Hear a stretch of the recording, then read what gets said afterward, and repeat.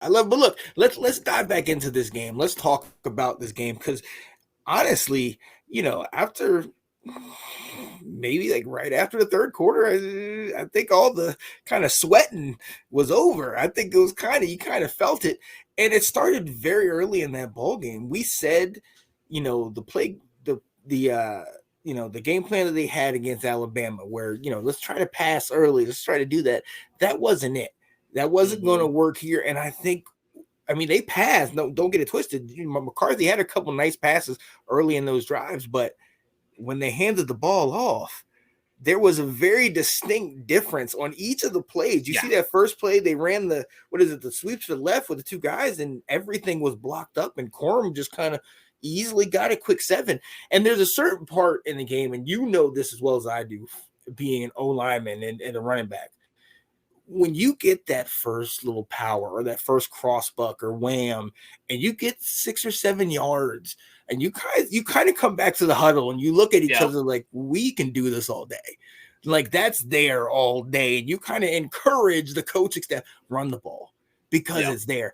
And as we saw, it was wide open, man. Talk about that run game, man. Yeah, and I mean, what a game from Donovan Edwards, too, who hasn't really done much of anything since the Ohio State game of the 2022 season. And, I mean, he showed speed that he hasn't shown all season. He showed vision that he hasn't seen all season. Yes. And, I mean, for this offensive line to get a hat on a hat, time in and time out, and just impose their will on that Washington defense, who has been okay against the run, but not great. They're good in that interior. So to be able to run inside on those guys is very impressive. And to do what you want, go inside, outside. The run game was there for the majority of the game. So, I mean, whether it was Corum getting over 100 yards and 2 touchdowns, or Edwards getting over the 100 yards and 2 touchdowns, Kalel Mullings, the third running back, was solid when he got in too. So anytime they wanted to run the ball, they did it well. Yeah. Didn't you, if I'm not mistaken, you had the highest total yards rushing in the national championship game, right? Yep. 303. Pushed Ohio State down to number 2. From that, oddly enough, from that first college football playoff national championship. Yeah. So the Big Ten won the 2 bookends of it, and those were the 2 best rushing performances. Oh yeah. Speaking of Ohio State, have you updated your let me take down the banner. I don't have it on there. I will grab it very quick. I think we're 1,502 days today since the last time Ohio State beat Michigan. Wow. You hear the Ohio State? Yep. The Ohio State? Maybe we should cut off that the. I mean, they got a damn good running back that we got to go up against next year. So not excited about that. But we'll see what next year holds. But if we've learned anything from Ole Miss, he might be a problem in the locker room. Could be, yeah. I mean, we'll see. We'll see how it is. Johnny. Yeah. And we beat him 3 years in a row. So boom. That was a great defensive game for 3.5 quarters. Loved it. Yeah. Okay. Oh yeah. It was a blowout. I mean, look, and at McCarthy didn't have to do much because the running game literally took over. You had 2 guys, like you said, over 100 yards. They both had 2 touchdowns. That game was amazing. But I've been talking about this for the last couple of weeks. We can't overlook the defense. And the funny thing is, like, there was a couple missed opportunities. There was that one play where Dunze they turned the guy around and he was wide open, but Penix missed him. But I want to go into that drive. You guys, I think we're up 14-3. They drove down the field. Or no, it was 7-0.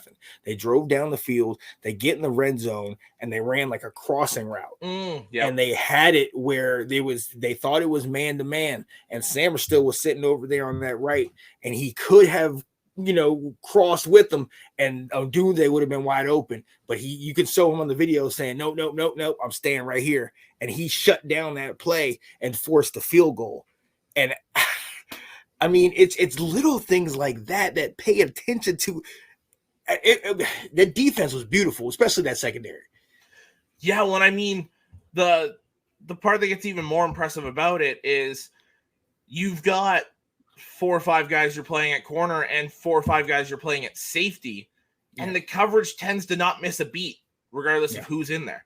So, I mean, obviously it's more important that Will Johnson and Mike Sainer still are in there, but the rest of those pieces you can kind of move around, and the coverage is still really, really good. Keon Sabb, who hardly played this year, was an instrumental piece of that coverage on Monday night. He was phenomenal. I'm so glad he's back next year.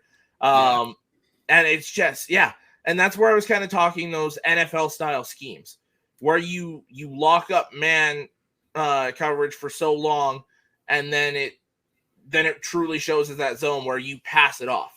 And their communication, their ability to just on the fly switch is so phenomenal. It's so impressive what Jesse Minter and all these coaches have done with this defense. And it's so impressive of the players to be able to pick it up. Like we talked about on Saturday going into the game, or Friday night, it was 2 NFL style potential first round receivers. One's probably a top 15 pick, Rome Odunze, who at worst is the 3rd best receiver in college football this year. And then Jalen McMillan and Polk, and can't remember the tight end's name, but he is very solid too. All 4 of those guys are NFL level targets. Some of them might go later in the draft and be kind of rotation guys, but those are still NFL level targets. And you got an NFL level quarterback in Penix making these reads.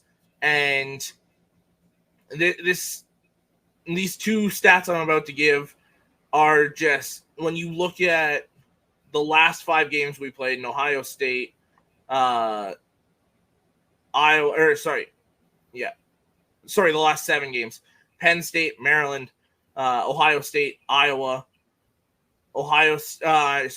Alabama, Washington, and then you take into effect that the entire season we did not allow a team to score 25 points, and we ended up with the 5th lowest points per game allowed in college football history.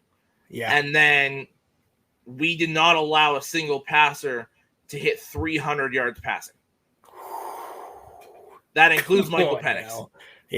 So just what this secondary has been able to do, and what this D-line has been able to do. Like, when you have Kenneth Grant and Mason Graham as defensive tackles, getting pressure, snap in and snap out, getting sacks. I mean, Kenneth Grant's a 350-pounder that moves like he's about 280. I see that. Mason Graham's just a bowling ball. He is relentless. To me, he's Aiden Hutchinson if he had another 60, 70 pounds on him. Yeah. That's what I see in Mason Graham. And then that plethora of edge rushers, like I was saying before. And I haven't even talked about the linebackers. So, I mean, what this defense has done as a whole, and it goes into what this team is. And right into that famous Schembechler speech, it's the team, the team, the team. They're all about playing for one another. There you go. There's no solo superstars out there. It's all playing together as that one collective unit. And go ahead, man. And it is that. It's the culmination of it all coming together, and you guys were on top. And I'm sorry, man. I know in my household I might get in trouble for this, but I don't think there's a better champion. And it's a classier group of guys that have fought through all this turmoil and all this craziness. And I'm just happy for you. College Football Update with your host, Sean Spencer and Alex Lucifer.